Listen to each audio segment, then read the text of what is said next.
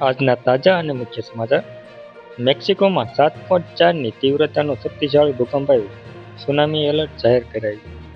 શુક્રવારે આવેલા આ ભૂકંપ અંગે યુએસજીએસ વિભાગે સ્પષ્ટ માહિતી આપી છે.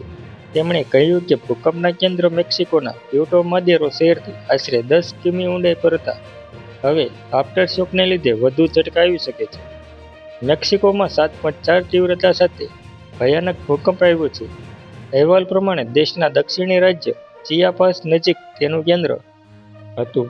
આ શક્તિશાળી ભૂકંપને લીધે મેક્સિકો સહિત આજુબાજુના અનેક દેશો જેવા કે એલ સલ્વાડોર અને ગ્વાટેમાલામાં ઝટકા અહેસાસ થયો છે. જોકે હજુ સુધી સ્પષ્ટ કોઈ જાનહાનિ અહેવાલ અંગે કોઈ સ્પષ્ટતા મળી નથી.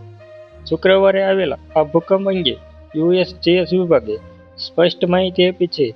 તેમણે કહ્યું કે ભૂકંપના કેન્દ્ર મેક્સિકોના પ્યુર્ટો માદેરો શહેરથી આશરે 10 કિમી ઊંડાઈ પર હતા. હવે આફ્ટરશોકને લીધે વધુ ઝટકા આવી શકે છે. અહેવાલ પ્રમાણે 7.4 તીવ્રતાના ઝટકા બાદ અને ઝટકા આવ્યા છે. તેમાંથી સૌથી વધુ ઝટકો 6.1 હતો.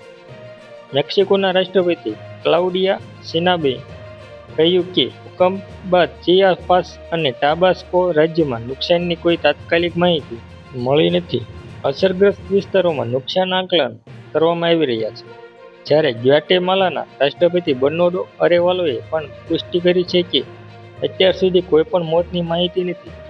આ શક્તિશાળી ભૂકંપ બાદ અમેરિકી સુનામી ચેતવણી પ્રણાલીએ આ ક્ષેત્ર માટે સુનામી જોખમની ચેતવણી જારી કરી છે.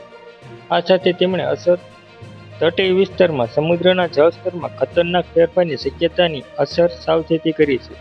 સોશિયલ મીડિયા પર ભૂકંપ બાદ અનેક વિડીયો વાયરલ થઈ રહ્યા છે. તેમાં ઇમારતો હચમચતી જોવા મળી રહી છે.